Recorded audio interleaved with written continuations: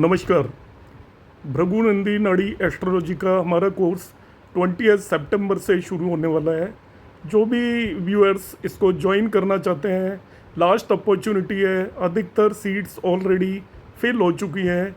आप जल्दी से रजिस्ट्रेशन करें 9013798899 पर। हेलो नमस्कार दोस्तों, मैं आपका astrology friend doctor Mahesh Joshi फिर से आपका स्वागत करता हूँ अपने एस्ट्रोलॉजी चैनल इनोवेटिव ज्योतिष रिसर्च ग्रुप के अंदर। आज हम और स्पेशल ज्योतिष सूत्रज की बात करेंगे। हमारी ये सीरीज लंबी चली आ रही है और 5-6 महीने से करीब हमने शुरू की है। बीच बीच में इसमें हम अलग अलग तरीके के वीडियोस लेकर आते रहते हैं। आप सब लाइक करते हो उन सभी वीडियोस को, और उनमें जितने भी सूत्र हम लेकर आ रहे हैं वो सूत्र सभी आपको अपनी प्रेडिक्टिव एस्ट्रोलॉजी में रेगुलर बेसिस पर यूज करना है, तभी इनका फायदा है। जो भी फ्रेंड हमारे कोई भी कोर्सेज ज्वाइन करना चाहते हैं तो यहाँ पर मैंने ये 2 नंबर डिस्प्ले किए हुए हैं। अभी अगस्त मंथ के स्टार्टिंग में हम कोर्सेज शुरू करने वाले हैं। आप यदि इन पर मैसेज सेंड करेंगे तो आपको सारी जानकारी दे दी जाएगी। अब हम बात करते हैं यहाँ पर स्पेशल ज्योतिष सूत्र, जिसकी क्लास आज हम ले रहे हैं। आज हम जिन सूत्रों की बात करेंगे वो भी लीक से हटकर हैं। सामान्य तौर पर एस्ट्रोलॉजर्स इन सूत्रों को इस तरीके से बिल्कुल भी नहीं लगाते। आज हम 8th हाउस के लॉर्ड की बात करेंगे, जिसे कि बेबाक या निर्विवाद रूप से लोग मैलिफिक मानकर चलते हैं। मगर हम जो यहाँ पर आज बताने वाले हैं उसमें ये हमारी रिसर्च से एक कंक्लूजन निकला है कि 8th लॉर्ड हमेशा मैलिफिक नहीं होता। 8th लॉर्ड के वो कॉम्बिनेशंस बताएंगे जो आपकी जिंदगी बदलने वाले हैं आज के इस पर्टिकुलर वीडियो में। एंड तक आप वीडियो को देखिएगा, सूत्रों को नोट करिएगा और अपनी कुंडलियों पर लगाकर क्या आपको इसके रिजल्ट मिलते हैं कमेंट बॉक्स में जरूर कमेंट करिएगा। Benefic result of 8th lord in general हम क्या देखते हैं, देखिए। Any planet present in 8th house gives wealth but with some calamity. 8th house के अंदर कोई भी ग्रह जो बैठा होता है वो वेल्थ देता है, बट विथ सम प्रॉब्लम्स। कुछ परेशानियों के बाद आपको वेल्थ देगा।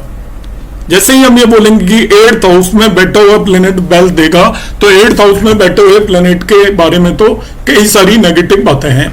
वो छिद्र ग्रह भी होता है 8th हाउस में। 8th हाउस में बैठा हुआ प्लेनेट की ताकत कम हो जाती है, हम ऐसा मानकर चलते हैं, और ये बिल्कुल सही मानकर चलते हैं, उसमें कोई दो राय नहीं है। मगर 8th हाउस में बैठा हुआ प्लेनेट आपको परेशान करके आपको किसी भी तरीके की ट्रबल देगा, मगर वो आपको वेल्थ देगा। और उसको मैं यहाँ पर लॉजिकली भी एक्सप्लेन करने की कोशिश करूंगा, और आप अपनी कुंडलियों पर लगाएं तो आप पाएंगे। क्योंकि कल ही मेरे पास एक क्वेश्चन था कि 8th हाउस के अंदर Venus as a 8th Lord बैठा हुआ है और उसकी दशा में तो पर्सन ने बहुत राइज किया। उस क्वेश्चन का आंसर भी इस वीडियो के अंदर मैं देने वाला हूं। Any planet present in 8th house gives wealth but with some calamity. कुछ परेशानियों के साथ आपको वेल्थ देगा, धन धान्य देगा, मगर परेशानियों के साथ देगा। देखिए क्या है, every planet present in 8th house will aspect 2nd house. जो भी ग्रह 8वें भाव के अंदर बैठा हुआ है वो दूसरे भाव को जरूर एस्पेक्ट करेगा या देखेगा। तो 2nd हाउस किसका है? House of wealth and bank balance का है। तो 8वें भाव में जो भी ग्रह बैठ गया वो आपकी वेल्थ, धन भाव बोलते हैं, दूसरे धन भाव को देख रहे हैं, और धन भाव आपका बैंक बैलेंस को भी रिप्रेजेंट करता है। तो 8वें भाव का बैठा हुआ ग्रह ऑलवेज आपके धन भाव पर एस्पेक्ट डालेगा, दृष्टि डालेगा, हमेशा ही डालेगा। जब भी प्लेनेट 8th हाउस में बैठा हो तो वो generally when the planet placed in 8th house is friend of 2nd lord then the wealth given is more. यदि वो दूसरे भाव का मित्र हो जाए, दोस्त हो जाए, कि सपोज आपका 2nd लॉर्ड सपोज मार्स है और उसका दोस्त जुपिटर यदि आपके 8th हाउस के अंदर आकर बैठ गया, तो जुपिटर उसको एस्पेक्ट करेगा अपने फ्रेंड के हाउस को, तो जो वेल्थ मिलने वाली है वो और भी ज्यादा मिलने वाली है। नेक्स्ट कॉम्बिनेशन है when he is enemy of 2nd Lord. मगर वो जब शत्रु हो जाएगा दूसरे भाव के स्वामी का, जो 8th हाउस के अंदर जो प्लेनेट बैठा हुआ है, तो वो आपको डैमेज एंड लॉसेस देगा। इन सभी रूल्स को मैं फिर ब्रीफली एक बार से फिर से रिपीट कर देता हूं। एनी प्लेनेट, कोई भी जो प्लेनेट 8वें भाव के अंदर बैठा हुआ है वो आपको वेल्थ देगा परेशानियों के बाद, मतलब धन आपको देने वाला है वो। दूसरा, उसका रीजन क्या है? क्योंकि 8वें भाव में बैठा हुआ ग्रह दूसरे भाव को एस्पेक्ट करेगा। 8वां भाव अलग अलग तरीके की वेल्थ का भाव है, आपको मालूम होना चाहिए। 8th हाउस आपको इनहेरिटेंस देता है, बाप दादों की संपत्ति देता है, दबी हुई संपत्ति देता है। अंडर टेबल आपके जो ट्रांजेक्शन होते हैं वो 8th हाउस से रिप्रेजेंट करते हैं। आपको डोरी देता है, दहेज देता है। तो ये सभी तरह की वेल्थ है और ये कई लोगों की जिंदगी बना देती है वेल्थ। आप जिंदगी भर में जितना नहीं कमा पाते वो ये वेल्थ होती है। इसलिए 8th लॉर्ड को हम 8th हाउस में जो भी प्लेनेट बैठा हुआ है वो आपको पूरी तरीके से वेल्थ दे सकता है, क्योंकि वो 2nd हाउस को देखता है, इसलिए भी वो वेल्थ देगा। यदि वो 8th हाउस में बैठा हुआ प्लेनेट यदि 2nd हाउस का लॉर्ड है, फ्रेंड है 2nd लॉर्ड का, तो in that one particular case आपको वेल्थ बहुत ज्यादा मिलेगी। मगर वो द्वितीय या 2nd हाउस के लॉर्ड का यदि वो एनिमी है, शत्रु है, तो आपको वेल्थ नहीं मिलेगी और आपको लॉस भी हो सकता है। नेक्स्ट कॉम्बिनेशन है यहाँ पे a planet which is enemy of 2nd lord, दूसरे भाव का वो शत्रु है but debilitated then also he can give wealth.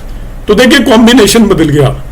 8वें भाव के अंदर जो ग्रह बैठा हुआ है, नेक्स्ट कॉम्बिनेशन में बता रहा हूं, वो द्वितीय 2nd भाव के स्वामी का शत्रु है, मगर वो नीच का होकर बैठा हुआ है 8वें भाव के अंदर, तभी भी वो आपको वेल्थ देगा। क्योंकि 6, 8, 12 के अंदर जब कोई भी ग्रह यदि नीच का होता है तो वो उच्च के प्लेनेट की तरह बिहेव करने लग जाता है। ये आपका पाराशरी बृहद पाराशर और शास्त्र का सूत्र है। इसमें कंडीशन केवल इतनी है कि आपकी लग्न स्ट्रांग होनी चाहिए। तो जो 8th हाउस के अंदर जो प्लेनेट बैठा है वो 2nd लॉर्ड द्वितीय का शत्रु होते हुए भी आपको वेल्थ देगा, मगर उसके अंदर कंडीशन ये है कि वो डेबिलिटेड होना चाहिए। मगर वो डेबिलिटेड नहीं है और शत्रु है द्वितीय का, तो आपका वो लॉस भी कराएगा, नुकसान भी करवाएगा। 2nd Lord placed in 8th house will also give wealth with difficulties. अब द्वितीय से 8वें भाव के अंदर चला गया तो वो आपको वेल्थ वो भी देगा, क्योंकि द्वितीय से वो अपने भाव को देखेगा, 8वें भाव से अपने भाव को देखेगा, तो अब वेल्थ तो देने की उसकी जिम्मेवारी है ही, मगर 8th हाउस में आने की वजह से ट्रबल्स के साथ, परेशानियों के साथ आपको वेल्थ मिलने वाली है। अब परेशानियों के साथ किस तरीके से वेल्थ मिलती है देखिए, बहुत सारे लोग डोरी लेते हैं और जबरदस्ती लेने की कोशिश करते हैं, आपको वेल्थ मिल गई। अब ये वेल्थ इसका नहीं मतलब है कि आपको फेयर मीन से अच्छे तरीके से मिल रही है, हो सकता है बेईमानी से मिल रही हो। अंडर टेबल वेल्थ है तो वो कोई आसानी से नहीं मिलती। जब कोई आदमी अंडर टेबल काम करता है तो वो साथ में उसको टेंशन होती है पकड़े जाने की, चोरी चकारी करेगा, तो इस तरह की वेल्थ होगी, मगर अल्टीमेटली आपको वेल्थ दे देगा। तो 2nd लॉर्ड भी यदि 8th हाउस के अंदर बैठा हुआ है तो वो भी आपको वेल्थ देगा। यहां पर इसका एक एक्सप्लेनेशन है। Generally 7th house from any house is lorded by enemy. किसी भी भाव से 7वां भाव उसके शत्रु की राशि होती है। सामान्य तौर पर ऐसा ही देखा गया है कि आपकी जो भी उसकी राशि है उसे जो 7वें भाव की राशि होगी, तो 7th जो हाउस होता है वो उसका स्वामी जनरली शत्रु होता है। In the same manner 8th Lord placed in 8th house is enemy of 2nd Lord. 8th Lord यदि 8th हाउस के अंदर बैठ जाए, 8वें भाव का स्वामी 8वें ही भाव के अंदर आकर बैठ गया 8th लॉर्ड, तो 2nd लॉर्ड और 8th लॉर्ड जनरली एक दूसरे के शत्रु होंगे। तो 8th house actually dark area होता है, अंधेरा होता है, जिसे हम आपका एक तरीके से मान के चलें एक ऐसी जगह होती है जिसके बारे में किसी को पता नहीं है। तो 8th हाउस आपका क्या होता है, डार्क एरिया है। The planet in this dark house can give hidden wealth. तो वो डार्क में होता है जो भी प्लेनेट यहां पर बैठा हुआ है, तो वो डार्क में बैठा हुआ है तो वो आपको हिडन छुपी हुई वेल्थ लाकर दे सकता है। आपको पता नहीं वो क्या कर रहा है, कहां से क्या कर रहा है, और अचानक ही अपियर होगा और आपको वेल्थ मिल जाएगी। जैसे इनहेरिटेंस मिलती है, माँ बाप की प्रॉपर्टी मिलती है, डोरी मिलती है, उसको प्लान करके नहीं चल रहा होता बंदा, एकदम से मिलती है। या कई केसेस में ऐसा होता है कि आपको किसी रिश्तेदार ने आपके नाम से कुछ वेल्थ कर दी, या कई केस में ऐसा होता है कि बहुत लोग जो अंडर टेबल वर्क करते हैं उनकी अचानक ऐसी पोस्टिंग आ गई जहां पर की बहुत मोटी कमाई है, तो वो उसको एक्सपेक्ट नहीं कर रहे हैं और एकदम से उनको वेल्थ मिलेगी। तो 8th हाउस डार्क एरिया होता है, तो 8th हाउस के अंदर डार्क एरिया में जो भी प्लेनेट बैठा हुआ है वो आपको सडन वेल्थ देगा। A strong 8th house can invite investigating teams to check your wealth. ये भी कॉम्बिनेशन है, ध्यान रखना। यदि आपका 8th हाउस स्ट्रॉन्ग है और वहां पर कोई स्ट्रॉन्ग प्लेनेट बैठा हुआ है तो उसकी दशा के अंदर आपकी इंक्वायरी भी हो सकती है। जो डिस्प्रपोर्शनेट असेट के केसेस होते हैं, एकदम से अचानक की जो इंक्वायरी हो जाती है, ईडी इनको पकड़ के ले जाती है, आप ध्यान रखिएगा कि वहां पे 8th लॉर्ड का पक्का इन्वॉल्वमेंट होता है। आपने वेल्थ तो कमा ली, ईडी वगैरह वेल्थ वालों के पास तो जाएगी नहीं, उसके पास पूरी इंफॉर्मेशन होती है। तो मोटा पैसा आपने बना लिया, मगर जब 8th लॉर्ड यदि 8th हाउस आपका स्ट्रॉन्ग है तो आपको फंसाएगा भी बुरी तरीके से। तो ये मैंने कुछ एक कॉम्बिनेशन यहाँ पे 8th हाउस से रिलेटेड बताए। ये एग्जाम्पल है कुंडली, अमिताभ बच्चन की कुंडली है, आप सभी को मालूम है। तो ये मैं नॉन एग्जाम्पल लिया हुआ है, उसकी जो भी मेरे पास बर्ड डिटेल है, यदि इसमें कोई डिस्प्यूट है तो मैं उसमें जाना नहीं चाहता। जो भी बर्ड डिटेल है मेरा केवल यहाँ पर केवल ये एक्सप्लेन करना है कि एक्चुअली 8th लॉर्ड भी आपको वेल दे सकता है। इस पर्टिकुलर कुंडली के बारे में ज्यादातर लोग अमेज होते हैं और वो इसको स्टडी करते रहते हैं। यहाँ पर आप देखेंगे 8वें भाव के अंदर 4 प्लैनेट बैठे हुए हैं। यहाँ पर सूर्य बैठा हुआ है जो इस कुंडली का सप्तमेश है, मार्स बैठा हुआ है जो इस कुंडली का दशमेश है और तृतीयेश है। इसी तरीके से यहाँ पर एक्सोल्टेड मरकरी भी बैठा हुआ है और फिर यहाँ पर शुक्र भी बैठा हुआ है जो कि इस कुंडली के लिए अति योग कारक प्लैनेट है। इतने सारे प्लैनेट बैठे हुए हैं, मगर हम ध्यान से देखेंगे तो शुक्र यहाँ पर नीच का होकर बैठा हुआ है, मरकरी यहाँ पर उच्च का होकर बैठा हुआ है। मरकरी इसी कुंडली के अंदर उच्च का है। तो देखिए 4 planets are placed in 8th house. सूर्य है, मंगल आर फ्रेंड ऑफ जुपिटर, ये गुरु के फ्रेंड है। एक्चुअली जुपिटर यहां पर ये रहा, तो ये गुरु के फ्रेंड है, इस पर्टिकुलर भाव के अंदर बैठे हुए हैं। Venus is not a friend but is debilitated and give wealth. Venus यहाँ पर फ्रेंड नहीं है, डेबिलिटेटेड है, ये यहाँ पर वैसे नीचभंग हो रखा है। और वीनस एक्चुअली वेल्थ देने का काम होता है वीनस का, शुक्र का। और दूसरा इस पर्टिकुलर कुंडली के लिए योग कारक भी है वो। ड्यूरिंग दशा of the Venus he earned wealth. तो दशा शुक्र की दशा के अंदर उसने वेल्थ मिली थी उसको, और मरकरी की दशा के अंदर वो बर्बाद हो गया था। अमिताभ बच्चन की जब जो कंपनी थी, जो उसने कंपनी खोली थी, उसके अंदर जब बिल्कुल वो आपका दिवालिया की स्थिति में चला गया था, तब मरकरी की दशा थी और उसने बाद में सारा रिगेन किया। तब उसकी शुक्र की दशा थी, मरकरी के बाद केतु की दशा आई और केतु के बाद शुक्र की दशा आई। तो उसने ABCL जो बनाया था, अमिताभ बच्चन ने एक कंपनी खोली थी जिसकी वजह से वो दिवालिया होने की स्थिति में आ गया था, बल्कि आ गया था। तब वो मरकरी की दशा थी, वो 6th हाउस के अंदर देखिए एक्सोल्टेड था, बैंकरप्ट हो गया था। मगर वो जब उसको वेल्थ मिली तो वो आपको वीनस शुक्र की दशा के अंदर मिली। तो यहाँ पर शुक्र देखिए नीच का ग्रह है एक्चुअली इस पर्टिकुलर कुंडली के अंदर, और वो जुपिटर का शत्रु है। तो मैंने क्या कहा आपका कि यदि जुपिटर 2nd लॉर्ड है, उसे वीनस देख रहा है, जुपिटर का शत्रु ग्रह हो गया आपका वीनस, फ्रेंड नहीं है मगर डेबिलिटेटेड है। मैंने ऊपर कॉम्बिनेशन बताया था कि 2nd लॉर्ड का शत्रु भी बैठा हुआ है यदि 8वें भाव के अंदर, मगर वो नीच का हो रखा है तो वो आपको बैल देगा। ये कॉम्बिनेशन इस कुंडली के अंदर बिल्कुल सटीक बैठता है। और भी बहुत सारे रीजन है, आप कह सकते हो कि यहाँ पर शुक्र ने जो उसे वेल दी तो शुक्र योग कारक था इस कुंडली के अंदर।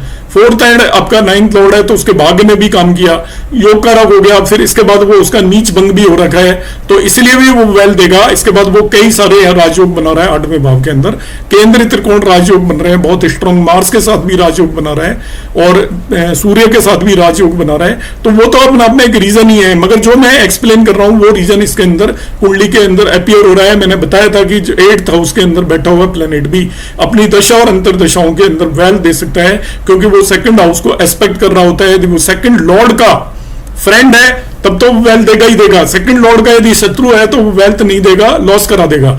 मगर वो 2nd लॉर्ड का शत्रु है मगर डेबिलिटेड है, नीच का हो रखा है, तो वेल्थ देगा। वो कॉम्बिनेशन इस कुंडली के अंदर अपीयर हो रहा है। एक और एग्जांपल ले लेते हैं, ये हमारे जो एक्स प्राइम मिनिस्टर हैं PV नरसिम्हा राव की कुंडली है। 28 जनवरी 1921 का बर्थ है उनका, 13/2 का, वारंगल आंध्र प्रदेश का इनका बर्थ है। तो जो भी कुंडली अपीयर है उसके बेसिस पर ये कॉम्बिनेशन एक्सप्लेन करने के लिए मैंने लिया हुआ है। मेरी उन पर कोई टिप्पणी नहीं है, उनकी कुंडली पर कोई टिप्पणी नहीं है। ये कॉम्बिनेशन इस कुंडली में जो मेरे पास अपीयर है उसमें लगता हुआ है, अपीयर हो रहा है, तो इसको हम देखते हैं। यहां पर इसके 8वें भाव के अंदर देखेंगे 1 साइन है आपका, और ये कन्या लग्न की कुंडली है। इसके अंदर 1 साइन है। 1 साइन के अंदर आप देखेंगे यहाँ पर वीनस और केतु दोनों बैठे हुए हैं, शुक्र बैठा हुआ है और केतु बैठा हुआ है 8th हाउस के अंदर। वीनस इस कुंडली के लिए देखिए 2nd लॉर्ड है, तो वही कॉम्बिनेशन हो गया, 2nd लॉर्ड हो गया। 2nd लॉर्ड अपने भाव को देखेगा, तो अपनी दशा में उसने एक्यूमुलेट की, इनको वेल्थ मिली।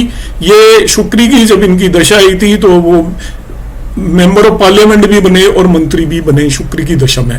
केतु प्लेस्ड है मार्स के साइन के अंदर। अब केतु को देखिए आप ध्यान से, केतु मार्स के साइन के अंदर प्लेस्ड है, शुक्र की तरह प्लेस्ड है।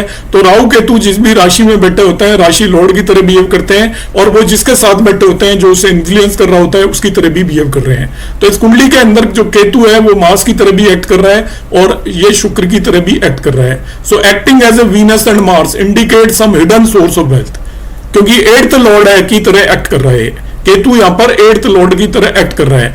8th Lord hidden source of wealth को रिप्रेजेंट करता है एक्चुअली। तो इस पर्टिकुलर कुंडली के अंदर भी जो 8वें भाव में बैठे हुए प्लेनेट ने इनको एक तरीके से भाग्य ने सहारा दिया इनको। हालांकि ये यहाँ पर इनका भाग्येश भी है और सेकंड लॉर्ड भी है, दो धन भावों का स्वामी होकर बैठा हुआ है, 8वें भाव में बैठा हुआ है और अपने भाव को ही देख रहा है, तो एक तरीके से स्ट्रांग हो गया। तो इसने अपनी दशा के अंदर इनको बहुत वेल्थ दी और हर तरीके के, क्योंकि वो एमपी और मिनिस्टर बनेंगे तो भी उससे वेल्थ ही क्रिएट होती है। नेक्स्ट एक कॉम्बिनेशन मैं यहाँ पर लेकर आया हूं, एक्सचेंज ऑफ लग्न लॉर्ड एंड 8th लॉर्ड। बहुत सारी कुंडलियों में लग्न लॉर्ड और 8th लॉर्ड के कॉम्बिनेशंस होते हैं और बहुत सारी क्वेरीज आती है। मैं जब भी क्लासेस लेता हूं तो बहुत सारे स्टूडेंट इस चीज को जरूर पूछते हैं। वो 8th लॉर्ड की पोजीशन को लेके काफी संशय में होते हैं, लग्न लॉर्ड की 8th हाउस में पोजीशन को लेकर संशय में होते हैं, अलग अलग तरीके के कॉम्बिनेशंस की बात करते हैं। मैं जो यहाँ पर बात कर रहा हूँ लग्न लॉर्ड और 8th लॉर्ड के एक्सचेंज की बात कर रहा हूँ। एक्सचेंज का मतलब है लग्न लॉर्ड 8th हाउस में चला जाए और 8th लॉर्ड लग्न के अंदर आ जाए, तो उसकी मैं यहाँ पर बात करने वाला हूं। तो एक्सचेंज ऑफ लग्न Lord and 8th Lord give inheritance and long life. आपको दो चीजें देगा, इनहेरिटेंस 8th हाउस और लॉन्ग लाइफ मीन्स लग्न। तो लग्न और 8th हाउस के बीच में जब भी एक्सचेंज हो जाए, इनहेरिटेंस का मतलब है आपको जो भी परदादाओं की बाप दादाओं की संपत्ति मिलेगी, इन लॉज की संपत्ति भी मिल जाती है, ससुराल पक्ष की संपत्ति भी मिल जाती है। तो आपने वो जो कमाई नहीं है वो संपत्ति को रिप्रेजेंट करता है। अनअर्न्ड मनी जो बगैर कमाए हुए आपको मिलती हो वो 8th हाउस रिप्रेजेंट करता है। तो जब भी लग्न लॉर्ड का 8th से एक्सचेंज हो तो this is a very strong combination. आपको बगैर कमाई हुई संपत्ति मिलेगी और साथ ही साथ लॉन्ग लाइफ मिलेगी। लग्न लॉर्ड हमेशा ऑस्पिशियस या शुभ होता है क्लासिक्स के हिसाब से। तो क्लासिक्स ये भी कहते हैं, ये क्लियर कट कॉम्बिनेशन है, हर क्लासिक्स में हम लगाए या न लगाए लग्न लॉर्ड जिस भी भाव में जाकर बैठता है उस भाव को इंप्रूव कर देता है। लग्न लॉर्ड जिस भी भाव में जाकर बैठेगा उस भाव में वृद्धि करेगा, क्योंकि वो कुंडली का एक शुभ ग्रह है। शुभ ग्रह जिस भी भाव में जाएगा वो चाहे उसका खुद का नुकसान हो मगर उस भाव की वृद्धि करेगा, तो 8वें भाव की वृद्धि हो जाएगी। ये दूसरा क्लासिकल कॉम्बिनेशन है। It is also classical concept that any house Lord when placed in लग्ना will give good effect of house of lordship। जब एक किसी भी, देखिए आपको पता है कि त्रिकोण स्थान मजबूत स्थान होते हैं। जब भी हम किसी भी प्लेनेट का प्लेसमेंट देखते हैं तो हम देखते हैं वो त्रिकोण में गया तो उसे मजबूत मानते हैं कि अच्छी जगह पर गया, अच्छी जगह पर गया तो उसने अपने भाव की वृद्धि की। लग्न लॉर्ड ने भी उस भाव की वृद्धि की, लग्न की कमी की होगी चाहे, लग्न लॉर्ड ने भी उस भाव की वृद्धि की है, क्योंकि लग्न लॉर्ड 8वें भाव के अंदर चला गया तो 8वें भाव की वृद्धि की है। और 8th लॉर्ड लग्न में चला गया तो उसने भी 8th हाउस की वृद्धि यहां पर की है। तो by this exchange 8th house gaining strength. अब ध्यान से समझा, देखिए डबल स्ट्रेंथ मिल रही है। मैं बिल्कुल बेसिक कंसेप्ट के बेस पे समझा रहा हूं। लग्न का स्वामी जिस भी भाव में जाएगा उस भाव की वृद्धि करेगा, या त्रिकोण का स्वामी भी जिस भाव में जाएगा उस भाव की वृद्धि करेगा। तो लग्न लॉर्ड आपकर जाकर बैठ गए हैं कहां पर, 8th हाउस में। तो 8th हाउस स्ट्रॉन्गर हुआ लग्न लॉर्ड के प्लेसमेंट की वजह से। दूसरा, कोई भी प्लेनेट जब त्रिकोण स्थानों में जाकर बैठता है तो वो प्लेनेट अपने भाव की भी वृद्धि करता है। अब 8th लॉर्ड लग्न में जाकर बैठा तो भी उसने 8th भाव की वृद्धि की। इस तरीके से 8th हाउस आपका स्ट्रॉन्गर हो गया। In this, if above planets are afflicted, then they will not give benefic result. If affliction is large, they can even cause harms. तो ये दोनों के बीच में एक्सचेंज होगा तो उस पर्सन को इनहेरिटेंस एंड लॉन्ग लाइफ मिलेगी। मतलब ये दोनों सिग्निफिकेशंस 8th हाउस के हैं। जब भी लग्न लॉर्ड का 8th लॉर्ड के साथ एक्सचेंज होता है, अब इसे आप एडवांस में बढ़ा सकते हो। मैंने जो क्लासिक से पकड़ा वो आपको बताया, इसको आप समझ सकते हो कि whenever there is exchange between the 5th lord and 8th lord तभी भी इनहेरिटेंस आपको मिलेगी, लॉन्ग लाइफ मिलेगी। Exchange between 9th lord and 8th lord तभी भी आपको लॉन्ग लाइफ और इनहेरिटेंस की गारंटी है। और कई तरीके के सिग्निफिकेशंस है, उनमें नुकसान हो जाएगा। 9वें भाव के सिग्निफिकेशंस में नुकसान हो जाएगा, मगर 8th भाव के सिग्निफिकेशंस बढ़ेंगे, स्ट्रॉन्ग हो जाएंगे।